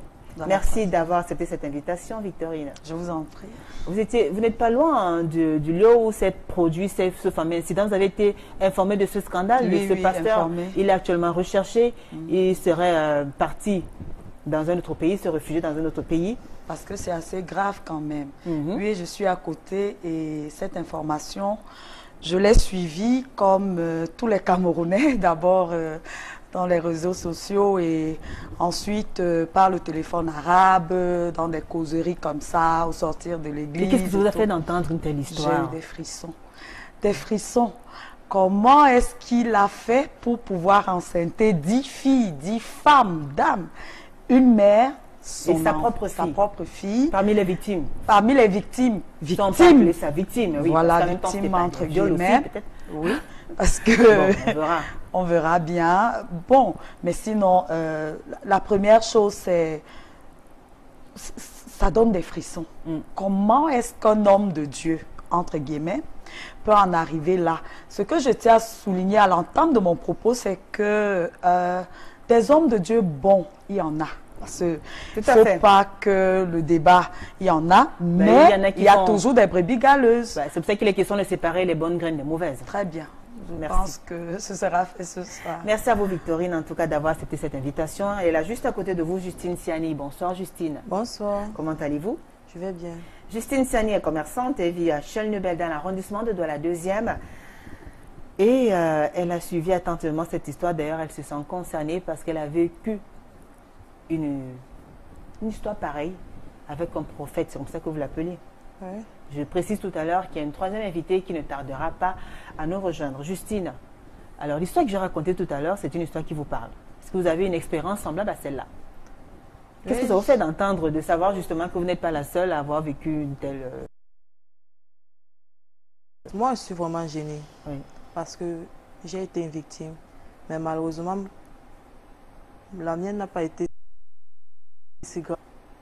La mienne n'a pas été si grave telle que pour les autres. La gravité, vous la mettez à quel niveau là? La gravité, bon, de Parce celles qui ont pas porté... été enceinte? Je n'ai pas été enceinte, je n'ai pas été malade. Là, je remercie beaucoup le Seigneur. Et franchement, pour ces femmes-là qui sont tombées qui sont arrivées jusqu'à tomber enceintes, franchement, je suis désolée pour eux d'avoir été la victime de ce pasteur, de ce prophète. Alors Justine, justement, comme ces femmes-là, il y a eu un moment de votre vie où vous aviez eu besoin du réconfort, du soutien, de l'aide, de l'assistance. Et c'est justement par le biais d'une de vos copines que vous êtes allé rencontrer un prophète. Oui. Pouvez-vous nous raconter l'histoire? Qu'est-ce qui s'est passé déjà? Qu'est-ce qui vous amène à aller rencontrer cet homme-là? Ce qui m'a amené à aller raconter cet homme, c'est que après la mort de mon fils, qui y a de cela 3 mois aujourd'hui, j'étais désespérée, déprimée. Quand vous entendez cette histoire comme celle-là qui s'est produite à Douala 3e, il y a aussi ce cas à Yaoundé où il y a un monsieur qui a promis à une femme qui était stérile de lui faire un enfant. Et chaque fois, il avait des relations intimes avec la femme. Et au lieu de lui faire un enfant, il lui a plutôt donné certaines maladies. Voilà. Il y a aussi eu des cas où des prophètes qui ont commencé à sortir avec leurs fidèles ont traité les maris de ces femmes-là de sorciers, de sectaires, de personnes suspectes, de personnes pas du tout bonnes à fréquenter, au point où elles ont été obligées de sortir de leur foyer. Tout comme il y a ces prophètes-là qui arrivent, je ne sais pas, parler peut-être d'inoptiser, à contrôler le cerveau de leurs fidèles au point où tout ce qu'ils leur demandent de faire, elles n'hésitent pas à le faire. Il y a des femmes qui sont allées vider leur compte bancaire parce que le prophète a demandé qu'elle se débarrasse de tout objet précieux, de tout ce qu'elle a comme richesse. Il y a des femmes qui ont commencé à traiter leur mari de démons, de diables, qui ont quitté leur foyer parce que le prophète leur a dit que le monsieur qui est votre mari est un homme compliqué. Il y a des ménages qui ont été brisés parce que le prophète a dit que vous n'êtes pas à votre place. Méfiez-vous de tel, méfiez-vous de votre enfant. Il est sorcier. C'est dire combien ces hommes-là, pour ceux qui justement prennent du plaisir à se servir de la parole de Dieu pour commettre certains forfaits, certains abus, parce qu'il y en a quand même, il faut le reconnaître, qui font bien leur travail. Oui, oui, ça oui. Il y en a qui font bien le travail. Ça, oui. Que ce soit des prophètes, pasteurs, prêtres et autres. Il y en a vraiment qui font bien le travail. Mais il y a d'autres aussi, on a l'impression que c'est devenu une sorte de commerce ou bien d'arnaque. D'arnaque, oui. Oui, oui, oui. Parlons, on parlait tout à l'heure de séparer l'ivraie du bon grain.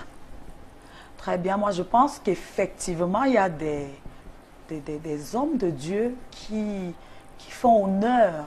Oui, ça on l'a dit, on est d'accord. Oui, Ce que je veux savoir, c'est que pour vous, est-ce qu'il y a des risques à entretenir une telle relation? Bien sûr que oui. Bien sûr. Quels sont les Je prendrai déjà le cas, comme je suis catholique, je parlerai déjà d'abord des catholiques. D'accord. Chez les catholiques, il y a le célibat consacré et il y a la chasteté. Donc, pour le bien même de l'homme de Dieu, c'est mieux de le laisser en paix, par exemple. Maintenant... Alors, qui le laisse en paix, les femmes ou lui-même? Ou lui-même. Les deux, hein. Les deux. Parce que moi, pourquoi vous ne côtoyez pas justement ces hommes de Dieu-là? Pourquoi vous n'avez jamais eu à solliciter les services bien? Solliciter les services d'un homme de Dieu, oui. De façon saine, oui.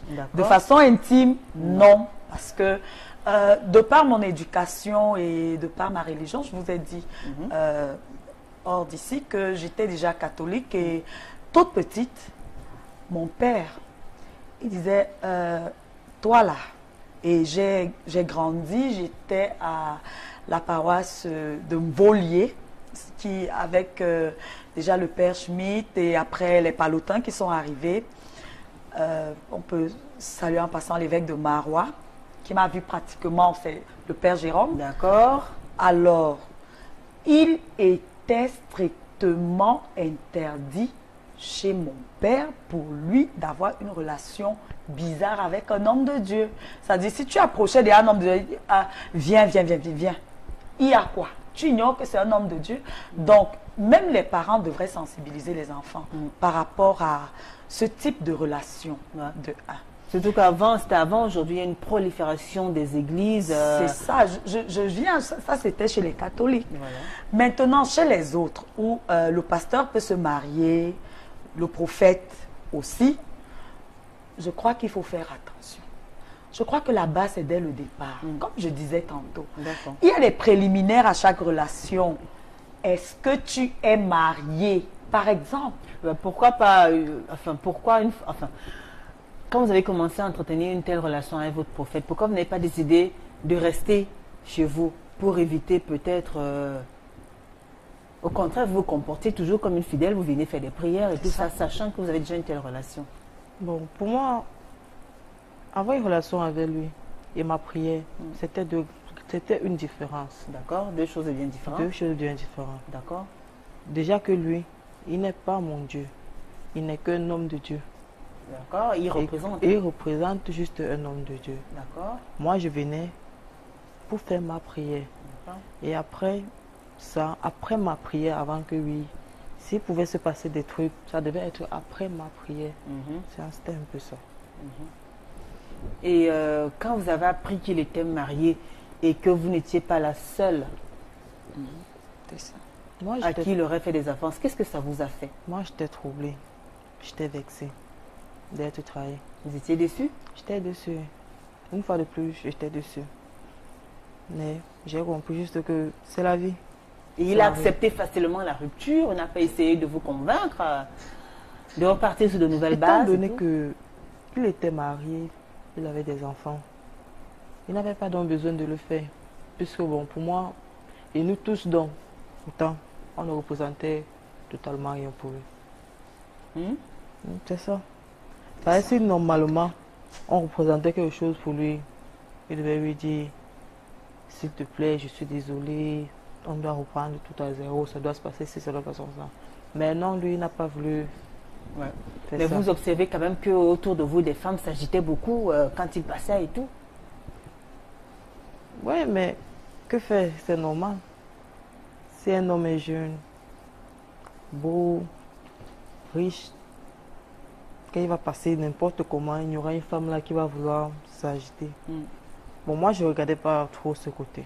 Ah, vous regardez quel côté alors? Moi, je ne regardais pas le côté où quelqu'un doit s'agiter. Vous regardez quel côté? Beau, riche, En fait, moi, je me contentais de la personne que je vois devant moi et c'est tout. D'accord. Et vous l'appelez, enfin, vous l'appelez par son petit nom quand vous étiez à deux? Ou alors c'était toujours, vous l'appelez, enfin, normalement c'est mon père, vous l'appelez comme un père là? Non, non, non, je l'appelais par son prénom. D'accord. Et on dit souvent, après l'église. Mais à l'église, vous l'appelez comment? Mon père, c'est simple. Mon père. Ben, dis-nous. Comment ne pas? Bien sûr que je parce que vous ne vous imaginez pas l'appeler par son prénom comme ça en pleine église, quoi. Ça aurait créé un scandale. Évidemment. Merci à vous, mesdames. Je vous propose d'observer une courte pause. On va suivre ce Vox Pop. On écoute. Il fait des gestes à sa femme. L'autre va suspecter. Il se comportait comment alors? Non, il faisait. Il nous regardait. En fait, dans sa tête, il ne nous gérait pas. Il fait juste ce qu'il a fait et ensuite il sort et part. Au moment où il doit t'appeler, il t'appelle. Un truc de ce genre. C'est après que bon, moi j'ai découvert, je me suis écartée. Je ne pouvais pas faire ce genre de truc, je me suis écartée. Julie, si je peux me permettre, je vais revenir sur l'habillement parce que... Ben, elle a dit qu'elle s'habillait décemment. Oui. Mais non, on a dit quand même qu'il y a des femmes qui exagèrent aussi quand même. Elles savent que ce qu'on dit est vrai. Voilà. Ah, oui. Donc je serai la voix des sans-voix peut-être. Oui. Son cas, on peut partir peut-être de son cas pour élargir. Juste pour dire que l'habillement compte. Peut-être elle s'habillait décemment. Mais il arrive qu'à l'entrée de certaines églises, qu'on voit des plaques, des signes où on demande aux filles interdit de s'habiller d'une certaine manière. C'est parce que dans ces églises-là, on sait pertinemment qu'il y a des filles qui viennent en mini-jupe, avec des décolletés, ainsi de suite. Donc, la façon de se conduire devant un homme de Dieu peut prêter à équivoque. Et ça peut permettre qu'il vous jongle comme il vous jonglait là. C'est-à-dire que, comme elle est en train de le dire, elles sont au moins 8. Et le gars est peinard. Il sait que il gère 8 nourritures là, calmement. Et puis, comme sa femme aussi est là, je préfère jouer les objectifs dont je ne regarde pas quelqu'un de façon... Et pour l'argent, c'est... l'épaule tendue de l'homme de Dieu ne devrait pas sous-entendre forcément le sexe ou une relation intime. Non. L'homme de Dieu est une autorité morale, en principe. En fait, c'est quelqu'un qui est là pour prôner des valeurs. C'est ça. C'est ça. Pour vous accompagner dans votre vie spirituelle. C'est ça. C'est peut-être que c'est d'abord quelqu'un qui vous encadre spirituellement. Donc, du coup, il faudrait pas souvent percevoir le fait. Et puis, dans les églises qui se veulent sérieuses, il y a ce qu'on appelle la caritas. C'est-à-dire que quand tu viens avec ton problème de maladie, de ci, de ça, il y a une caisse pour s'occuper justement de toi. Et l'argent ne sort pas forcément de sa poche. Donc, j'invite encore les femmes à être un peu plus ouvertes, à être moins naïves, à avoir l'esprit ouvert.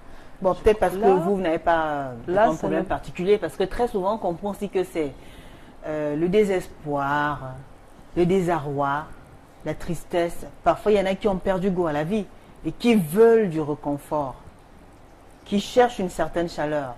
Et c'est pour ça que très souvent, ce sont peut-être des proies faciles, entre guillemets, quand elles vont dans ces lieux de prière-là. Très souvent, elles ne s'attendent pas à ce qui pourra se passer. Vous, Justine, quels étaient vos rapports avec les autres fidèles? Non, moi, je voyais tout le monde comme moi-même. Étant donné que je n'étais pas encore au courant, je prenais tout le monde comme moi-même. Moi, ils savaient que je suis fidèle. Vous vous appelez comment? Frère, sœur?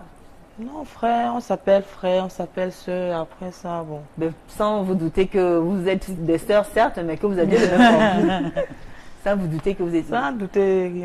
Et vos proches, peut-être votre maman, votre famille, est-ce qu'ils ont été informés de cette relation-là? Si oui, quelle a été leur réaction? Bon, pour cela, je ne pourrais vraiment pas dire que j'ai informé ma maman de cela. Parce que, à ce que je sache, ma maman, elle aurait vraiment fait un grand scandale. D'accord, donc vous avez entretenu cette relation-là en cachette? Oui, je l'ai fait en cachette et ensuite, parce que lui, il ne m'avait pas montré trop du sérieux dans ce qu'il me disait. D'accord. Raison de plus, c'est ce que je sois un peu distant. D'accord. Car quand on crée au sérieux, je pourrais lui dire oui, allons, tu vois ma mère. Très bien. Tu vois et pendant que vous étiez ensemble, qu'est-ce que ça vous a apporté comme bien, je sais pas, on peut appeler ça comme ça? Qu'est-ce que vous avez gagné? Qu'est-ce que ça a changé? Qu'est-ce que ça vous a apporté d'entretenir une relation intime avec votre prophète? Moi, je pourrais vraiment pas dire que je regrette. Ah d'accord, vous ne regrettez pas? Je regrette Donc pas. vous vous sentiez bien? Je me sentais bien. Oui. Il me donnait tout ce dont j'ai besoin. Tout ce dont une femme peut avoir besoin. Il me donnait. Moralement, il m'aidait. En conseil. Donc il vous assistait spirituellement, physiquement, moralement et sexuellement aussi. Bon, il m'aidait presque en tout. Je ne pourrais pas dire que je regrette. Et vous aviez des projets? Oui, j'avais des projets. Avec lui? Vous comptiez passer votre vie avec lui? Juste. Bien sûr que j'en ai pensé. Mais étant donné qu'il ne m'avait jamais montré du sérieux dans tout ce qu'il me disait. Oui. Alors, quand vous avez découvert que vous n'êtes pas seul, pourquoi vous n'avez pas aussi parlé de ça aux autres? Pourquoi vous n'avez pas crié au scandale? Question de sensibiliser aussi les jeunes femmes qui viennent de façon naïve croire. Cela. Il est bien vrai, il fallait que je le fasse. D'accord. Mais étant donné que c'était un homme marié, et j'étais dans, on pourrait dire, j'étais dans mon quartier. Je me salue le nom. Passer là au quartier, on me dit les trucs. Moi, ça me faisait bizarre. Et je te dis à ma copine avec qui m'a amené là-bas, je lui ai dit non. L'homme avec qui tu es là, ce n'est pas une bonne personne. Retire-toi si tu peux, si tu veux bien. Étant donné que toi, tu connaissais qu'il est marié. Si tu veux, tu te retires. Justine, s'il n'avait pas été marié, vous aurez donc poursuivi la relation, puisqu'apparemment, ce n'est que le fait. Oui, c'est juste le fait. Qu'il était marié. Donc, le fait d'avoir une relation avec votre prophète, ça ne vous gênait pas? Ça, non, là... Ça n'empêchait pas qu'on puisse avoir une relation. Ça pouvait aller loin. S'il n'était pas marié, ça pouvait aller loin jusqu'à peut-être au mariage. D'accord. Vous pourriez encore tomber amoureuse d'un prophète s'il est marié, s'il est célibataire? S'il est célibataire, oui, ça peut se comprendre. Très bien. Mais s'il est marié, je ne crois pas. Justine, Victorine, vous voyez? Je vois surtout qu'elle ne regrette pas. C'est-à-dire que elle a vécu une expérience négative. C'est vous qui la qualifiez de négative. C'est pour ça que je mets le guillemets. Oui. Négative entre guillemets, puisque c'est elle qui parle. Elle n'avait pas son nom à elle. C'est-à-dire que elle avait le prophète, certes, mais c'est elle-même qui dit qu'il y avait au moins 8 femmes dans l'assemblée qui avaient le même homme. Oui, mais ça n'empêche ça ne l'a pas freiné. Hein. C'est le côté, c'est le statut de marié, d'homme marié. Du tout. Et elle dit, je ne regrette pas. Tout à fait. Donc, je retombe sur la naïveté là. Vous pensez qu'elle est naïve? Alors, quand vous entendez, elle est majeure, plus d'ailleurs. Elle assume. J'ai une amie, une copine, elle vient et me dit, non, laquelle? Viens, on va ici à côté, il y a une église, il y a un bon pasteur là. Il va pouvoir te donner des conseils, pouvoir t'orienter pour que tu puisses te remonter vite à la mort de ton enfant. J'ai dit ok, il n'y a pas de problème. Allons-y donc. J'arrive, je me confie au pasteur. Le pasteur, de temps en temps, il me donnait des conseils. Il m'aidait. Comment il vous a accueilli? Il m'a accueilli. Vous l'appelez, c'est le pasteur ou bien le prophète? C'était un prophète. D'accord. Parce que chez les protestants, c'est le pasteur. Non, c'était un prophète. Les catholiques et les prêtres. D'accord. C'était un prophète. Il m'a bien accueilli comme ça se devait. Vous appelez ma fille ou bien, je ne sais pas, vous appelez comment? Il m'a dit non, ma fille, ça va aller. Je me suis confessé. Il m'a dit non, ma fille, ça va aller. Soyez tranquille. Par la grâce du Seigneur, il sait pourquoi il a fait certaines choses. Il m'a dit des trucs. Il m'aidait. Plus tard, j'allais à l'église. J'allais. Parce que de temps en temps, j'avais besoin de parler à quelqu'un, me confesser. Lorsque j'allais, il me donnait des conseils. À un certain moment, il a commencé à m'aider financièrement. Bon, moi, je n'ai pas trouvé ça bizarre. Ben, c'est vous qui avez demandé qu'il vous soutienne financièrement, alors il a fait de façon volontaire? Non, il a fait ça de façon volontaire. Je n'ai pas demandé qu'il m'aide financièrement. D'accord. Après avoir fait ça de façon volontaire, un beau jour, le pasteur se lève, il me dit, Laken, franchement, vous êtes une belle fille. J'aimerais que, s'il vous plaît... Il vous le dit quand? Un beau jour comment? Alors que vous êtes en pleine célébration, oui, en plein service religieux ou bien? Non, c'était un jour privé. C'était un jour privé. D'accord. Donc vous êtes allé pour... Je suis allé à l'église. Pour une séance de prière? Oui, un truc de ce genre, mais j'étais seule ce jour. D'accord. Il m'a parlé, j'aimerais que nous puissions entretenir quelque chose ensemble. Ça m'a d'abord semblé bizarre, parce que moi je ne savais pas que les hommes de Dieu pouvaient entretenir une relation avec les fidèles. Avec les fidèles. Ah, j'ai dit, en tout cas, il est prophète, il n'est pas prêtre. Ah, d'accord. Étant prophète, il peut bel et bien se marier. Et, par contre, un prêtre, non. J'ai dit, ok, il n'y a pas de problème. Sachant pas que lui, il était marié. Ah, en plus, il était marié? En plus, il était marié. D'accord. Bon, moi, j'ai vécu avec lui plus d'un mois et demi. Dans le mensonge, il ne m'avait jamais dit qu'il était marié. Un beau jour, j'entends, monsieur est marié. J'ai dit, mais quel est ce genre d'histoire que j'entends que tu es marié, que tu ne m'as jamais fait part de cela? Il me dit, non, c'est juste que je ne voulais pas te dire. Et ça, il dit que, mais comment est-ce que tu ne veux pas me dire, étant donné que nous sommes ensemble, tu me caches de ces choses que moi-même je ne comprends pas. Non, ça veut dire alors qu'avec moi tu blaguais. Pourquoi ne pas me dire que bon, avec toi je blague, je peux entretenir avec toi du sérieux. Même si nous sommes ensemble, cherche-toi ailleurs. D'accord. Il ne m'a rien dit de tout cela. Bon, on était là, on sympathisait, jusqu'au jour où j'ai découvert. Il a dit non, moi je ne vis pas dans le mensonge. Et sa femme faisait la messe avec vous? La femme faisait la messe avec nous, mais étant donné que nous étions nombreuses avec qui faisaient la même chose. Ah, d'accord. Nous étions nombreuses. Donc presque avec toutes les filles de la paroisse, je ne sais pas si la paroisse... Je ne sais pas si c'était avec presque toutes, mais ça quand même que nous étions nombreuses. Des filles que vous connaissiez? Étant donné même ma copine avec qui j'étais. Votre copine qui vous a amené le rencontrer aussi, elle avait une relation intime avec lui? Elle avait une relation intime avec lui. Dis donc. Lui, il ne m'a pas dit, elle non plus, il ne m'a pas dit. Elle ne vous a pas dit, d'accord? Non plus, sa femme, je ne connaissais pas. D'accord. Bah alors, je dis, comment ça se passait? C'est-à-dire quand vous partez le voir, vous vous rencontrez où? La première fois où on s'est rencontrés, il m'a donné un rendez-vous. Il m'a dit non. La première fois que vous avez eu à partager l'intimité? Oui, il m'a donné un rendez-vous. Il m'a dit, viens, je vais te montrer chez mon frère.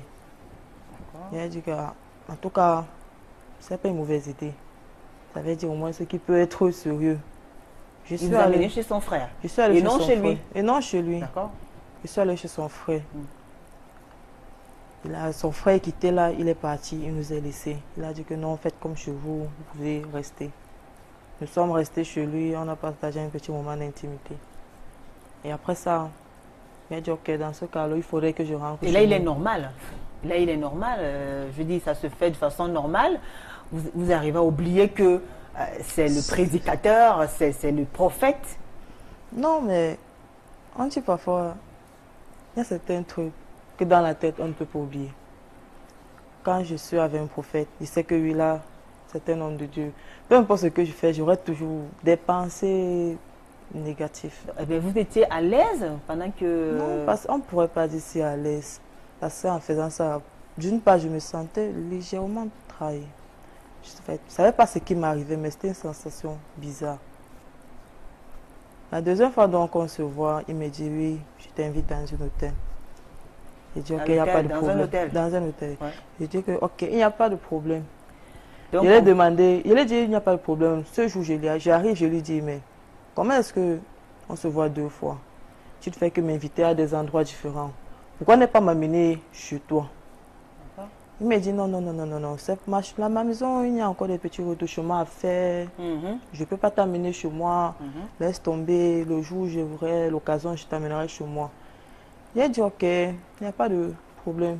Mais dans ma tête, ça ne semblait pas normal. D'accord. Peu importe ce qu'il y a chez l'homme, s'il te considère et qu'il est avec toi, il va t'amener là-bas. Dans ma tête, ça ne semblait pas normal. Et vous avez continué la relation jusqu'au jour où vous avez découvert finalement? Oui, on a continué une relation. Ben, moi, j'insistais. Je veux savoir où se trouve. Et finalement, vous êtes allé chez lui ou vous n'êtes jamais allé chez lui? Non, je ne suis jamais allé chez lui. J'ai appris après 1 mois et demi de notre relation que lui, il était marié. Bon, là, ça m'a vexé. Comme il m'avait pas. Qui vous a dit qu'il était marié? Au fait, c'est ma copine. Bon, copine. Ma même copine m'a dit qu'il était marié. Bon, étant donné que moi, je nous causais histoire d'intimité ou quoi que ce soit. C'était secret en fait. Oui, c'était un truc un peu discret. D'accord. Je n'avais dit jamais à ma copine. Bon, je lui ai demandé, j'ai dit à ma chérie, oui. Elle me répond, le pasteur, le prophète, il est marié. Elle me dit, oui, il est marié. Je lui ai dit, mais où est sa femme? Elle m'a montré sa femme. Elle m'a demandé, mais pourquoi est-ce que tu poses cette question? Il te fait des avances, un truc de ce genre. Mais que non, laisse tomber. D'accord. Pour ne pas pouvoir... Entrer dans les détails. D'accord, vous permettez de souffler un peu. Victorine Dor. J'ai raconté une histoire tout à l'heure qui s'est produite ici même dans la ville de Douala. Et juste à côté de vous, justement, vous avez une jeune femme encore qui est allée dans ces églises de réveil parce qu'elle se sentait... elle était meurtrie, elle venait de perdre son bébé de 9 mois. Elle venait de perdre son bébé de 9 mois. Elle avait besoin d'une assistance, du réconfort, d'une chaleur, d'une écoute attentive, d'une oreille attentive, d'une épaule pour la soutenir. Et finalement,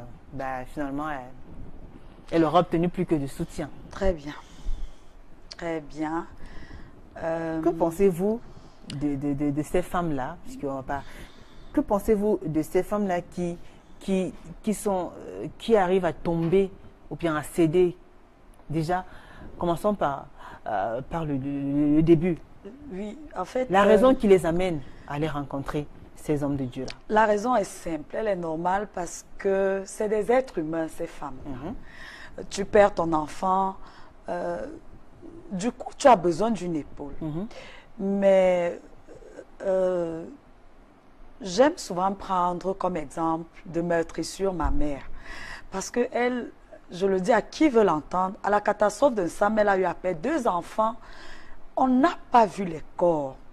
Mais je n'ai jamais vu cette dame aller criarder sur l'épaule d'un homme de Dieu. Je crois que pour ceux qui se rappellent de notre histoire, on faisait le deuil avec les photos. Donc vous pouvez comprendre la gravité qui s'était passée en 98.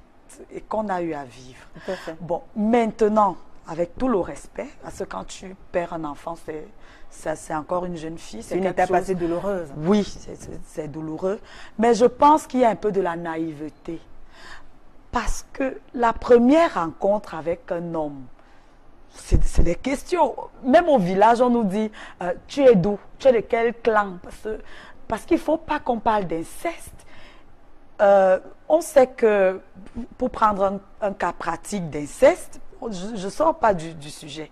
C'est-à-dire, tu peux être Chinga et Sélé, tu n'épouses pas Ambassade d'Oxen, tu n'épouses pas Mboulou et ce. Et ça, c'est à l'entame de votre relation que tu dois établir ces règles. Ça veut dire quoi concrètement dans son cas? Concrètement, dans son cas, la première question, c'était, tu es marié ou pas? D'accord. C'est-à-dire, tu es un homme d'église, oui. Tu es prophète, oui. Elle-même, elle a eu à souligner le fait que les prêtres, ils ne se marient pas comme c'était un prophète et tout. Maintenant, il faut parfois laisser la naïveté. Parce Très que bien, peut-être pas ça, c'est pour son cas. Bon, oui, c'est vrai qu'elle est encore jeune, mais elles sont nombreuses, ces jeunes filles-là aussi, quand même, qui vivent les mêmes histoires. Encore pire, le pasteur de Dokpasi, par exemple, c'était pas que des femmes, des jeunes filles. Hein. Il y avait des femmes matures, des femmes mariées, des mères et des grands-mères. Alors, ça revient sur le rôle des femmes par rapport à ce problème-là, n'est-ce pas? Parce que vous pouvez être à l'église. Quelqu'un disait en passant un jour, mais les prêtres et les pasteurs, ils sont bénis. Ils ne draguent jamais les femmes en route. C'est ces femmes qui partent toujours les retrouver dans leur bureau. Ah bon? Pourquoi? Pourquoi aller à l'église quand tu es certaine que c'est vide, qu'il n'y aura personne? Pourquoi aller à l'église avec des habits qui prêtent à équivoque? Pourquoi laisser le corps nu lorsqu'on sait parfaitement que là, on est en train d'aller vers un prêtre ou un pasteur ou un prophète? Alors, je pense que les femmes ont leur part de responsabilité dans ce qui nous arrive.